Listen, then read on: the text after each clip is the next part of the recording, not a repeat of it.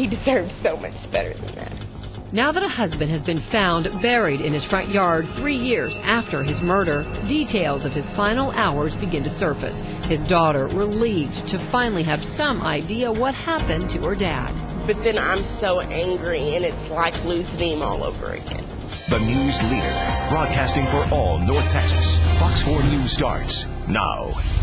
Well, that man's wife says she slit her husband's throat after he came home angry and violently grabbed her. Hello, everybody. I'm Heather Hayes. And I'm Steve Eager. It's 9 o'clock. Court documents reveal the sordid details and complicated lies Neola Robinson told and how close detectives might have been to finding Shorty Robinson's body 3 years ago.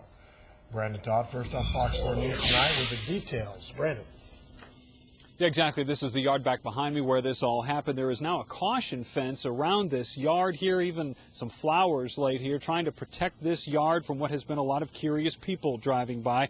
Meanwhile, an affidavit filed today seems to answer a lot of questions about how detectives say Shorty Robinson died.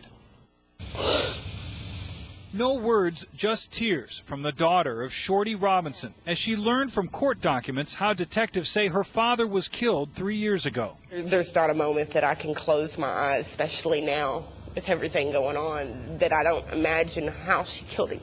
According to a search warrant affidavit, 62-year-old Neola Robinson admitted to killing and then burying her husband, but gave two stories about how she did it. The first story was given to an investigator last Saturday with the Texas Rangers. She said the night of May 31st, back in 2010, she and Shorty had a fight. According to the affidavit, she came into possession of a kitchen paring knife and cut Shorty Robinson's hand, which ended the fight.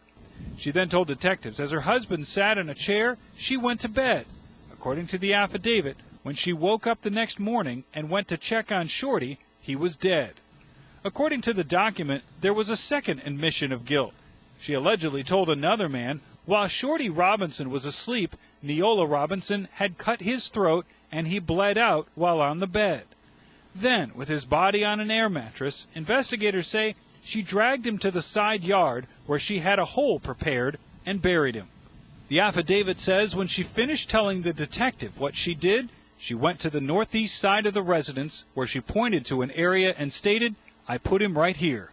People had thought she done it. Neighbors like Carol Ann Wheelis say their suspicions can be put to rest, but it still makes them uneasy. Every time this woman was outside, hey, how are you? You know, just a neighborly thing, and she was always polite back. I never would have thought. That's premeditated cold blood.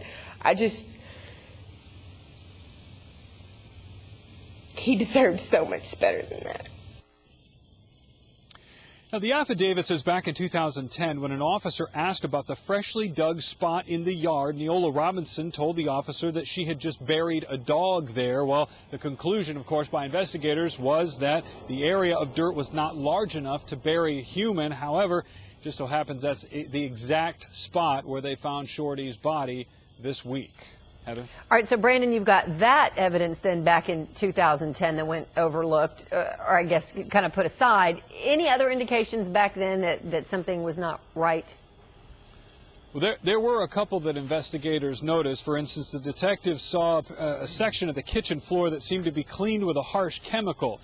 And detectives also found what they thought was blood in the bathroom drain, but the tests on that blood were inconclusive at the time. All right, now it's all coming together. Brandon Todd, live in Pelican Bay tonight. Thank you.